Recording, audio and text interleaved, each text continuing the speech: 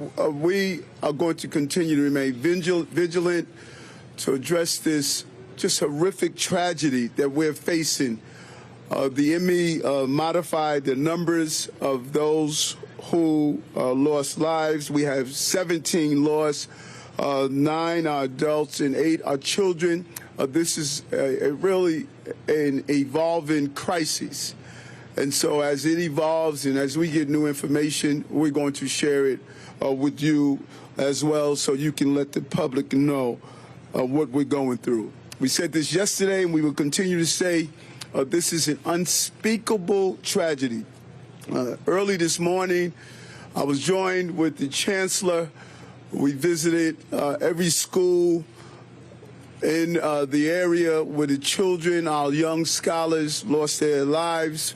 We sat down with the principal and the teachers and just wanted to have a private moment to let them know that we are here to support them as they go through this tragedy. They shared just personal notes of these children, and it was something that we heard universally about each child that we lost is how much they smiled, how much they brought life to the school.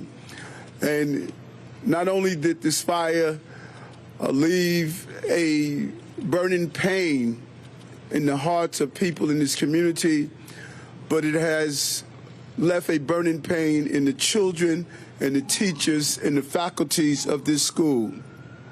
We will support these schools in every way possible in the coming months.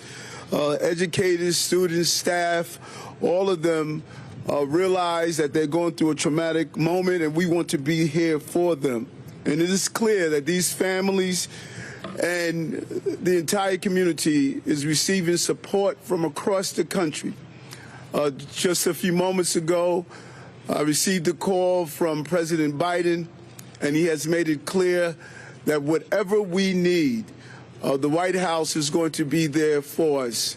He has just sent a very strong message that this is on the radar of the entire globe, what has happened here.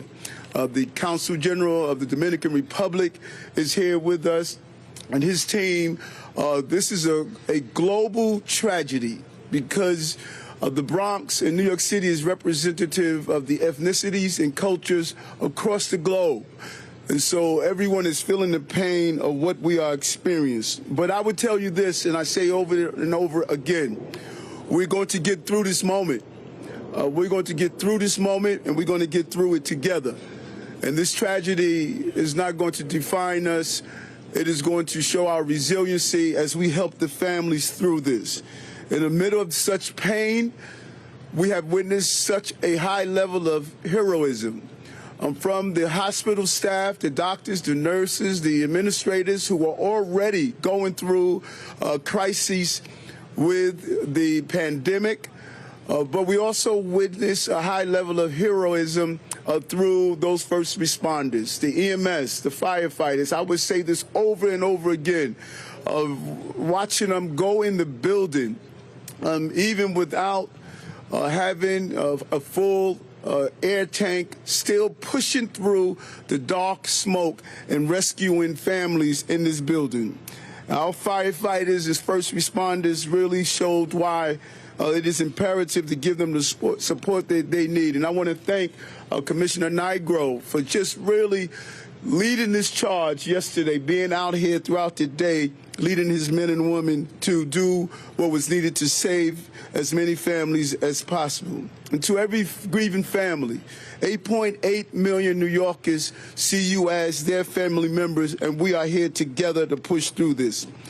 And so some clear messages we want to send. One, for those who want to help, please do not drop donations off to fire stations or EMS stations. Let them do their jobs. There are real outlets. Our elected officials are here. You can just drop them off at the offices or other facilities that we will put in place if you want to do so.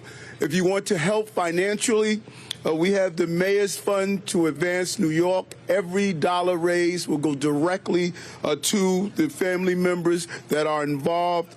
So this way we can help families in a real way. And if we take one message from this that Commissioner Nigro has mentioned several times, close the door. Close the door. That was embedded in my head as a child watching the commercials over and over again. We're going to double down on that message. My conversation with the Chancellor this morning, we're going to send out communications to all of our schools and state that we want our children to receive the same level of reinforcement. Muscle memory is everything. And if we can drill that in, we can save lives by closing the doors, not only in the city, but across the entire globe. This painful moment can turn into a purposeful moment as we send the right message of something simple as closing the door.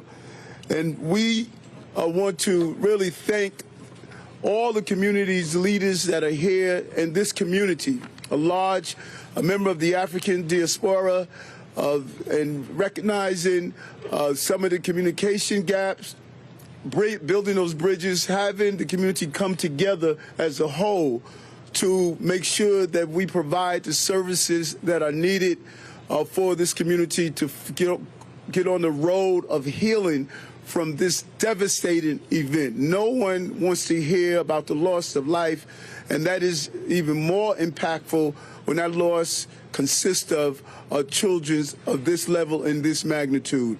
Before turning it over to the other representatives are here, I want to turn it over to the Chancellor, who visited the schools with me today, and thank him for showing the infrastructure support to the educators in the school. They were appreciative of your presence and showed how serious this matter is to all of us. Chancellor Banks. Thank you, Mr. Mayor. It was certainly my pleasure to join the mayor this morning as we visited 4 schools, 2 traditional public schools and 2 charter schools.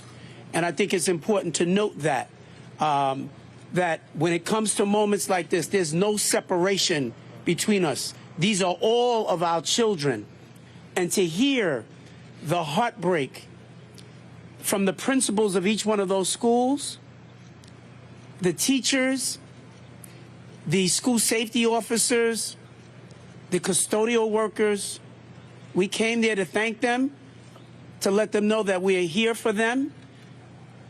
But they each one of them also told us about each one of the young people who died. They're not just a name. They told us stories about each one of them. And my heart broke as we heard just about how passionate each young person was and how they came to life for us. One teacher read a letter that he had just gotten a few days ago. And it was just heartbreaking. And so I want to say also I sent out a letter to every school principal and educator across the city this morning, asking that we all take time to reflect on this tragedy, but also to make sure that we are providing opportunities to talk about fire safety. During this winter season, there are a lot of people in their homes and in their apartments who are using these heaters, and unfortunately we have these kinds of accidents, and certainly nothing as tragic as this. But this is the time to make this an educational moment. And as the mayor said, something as simple as closing the door. And our young people need to be taught that. They need to be reminded of that and take that as something that they will take with them for the rest of their lives as well. And so I just simply want to thank all of the personnel at all of our schools that have been affected. The teachers, the principals, the administrators, the librarians, the custodians, the school safety workers, the nurses. Everyone has been impacted by this. It's a monumental tragedy. And we just send prayers and all of our deepest thoughts with the families who are going through so much. God bless.